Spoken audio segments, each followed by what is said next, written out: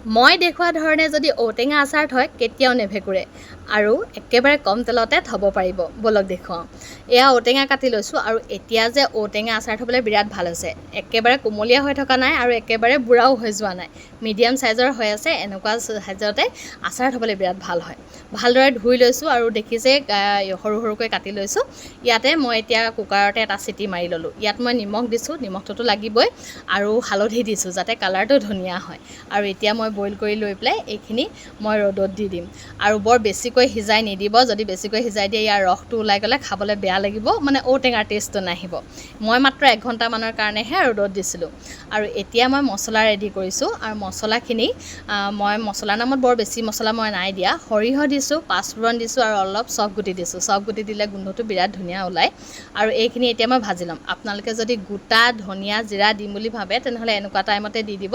ভালদৰে ভাজ কৰাৰ পাছত মিক্সি বাতিত মাৰি ল'লে একদম ধুনীয়া হৈ যাব। মই গুড়ি ব্যৱহাৰ কৰিম। আৰু এইখিনি একেবাৰে পাউডাৰ কৰি নিদিব। পাউডাৰ কৰি দিলে খাবলৈ বেয়া লাগে। অকণমান খুৰখুৰীয়া কৰি থ'ব। যিহেতু কেৰাহীখন গৰম হৈ আছিলে মই তাতে তেল দি ল'লোঁ।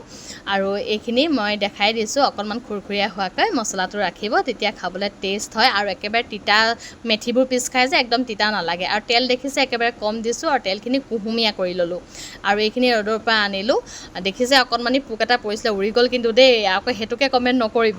আৰু এইখিনি এটা জোখ মানে দেখাই দিছোঁ যে একেবাৰে হাতত পানী লাগি থকা নাই আৰু একেবাৰে খৰখৰীয়া হোৱা নাই, কিন্তু হাতেৰে ধৰিলে অলপ কোমল হৈ আছে। ইমানটো জোখতে দিব। কেতিয়াও আচাৰ নেভেকুৰে, মানে একদম ধুনীয়া হয়। আৰু এইখিনি এতিয়া মই কুহুমীয়া তেলত দি দিলোঁ। একেবাৰে ঠাণ্ডা তেলত দিলে মছলাবোৰ মিক্স হ'বলৈ দিগদাৰ হয়। সেইকাৰণে কুহুমীয়াতে দিব। আৰু একেবাৰে উতলাটো দিব পাৰে, নিদিলেও হয়, সেইকাৰণে কুহুমীয়াত দিলে ভাল হয়। এতিয়া মই ইয়াতে জিৰা ধনিয়া অকণমান আৰু অকণমান সৰহকৈ মই ৰেড চিলি পাউডাৰ দি মছলাখিনি ভালদৰে মিলাম। আপোনালোকে ভিনেগাৰ দিওঁ ক'লে দিব পাৰে, কিন্তু যিহেতু টেঙাই হয় সেইটো কাৰণে মই ইয়াত ব্যৱহাৰ নাই কৰা। আপোনালোকে দিওঁ ক'লে দি ল'ব পাৰিব। আৰু মই জলকীয়া আপোনালোকে দিলে এনেকুৱা টাইমতে দি ল'ব। মোৰ ওচৰত বৰ্তমান জলকীয়া নাই, কিন্তু মোৰ আচাৰৰ জলকীয়া আছে। মই পিছত দি দিম আচাৰৰ তেল। আৰু এতিয়া মোৰ এইখিনি একদম ধুনীয়াকৈ আচাৰ ৰেডি হৈ গ'ল। এইখিনি এতিয়া বহুত চোকা, যিহেতু ৰ'দ দি আছে, মই ৰ'দত দিম আৰু গধূলিলৈকে যথেষ্টখিনি জহিব।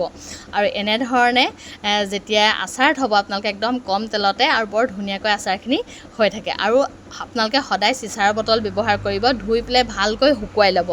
যদি পানী লাগি থাকে তেতিয়া কিন্তু ভেকুৰিব।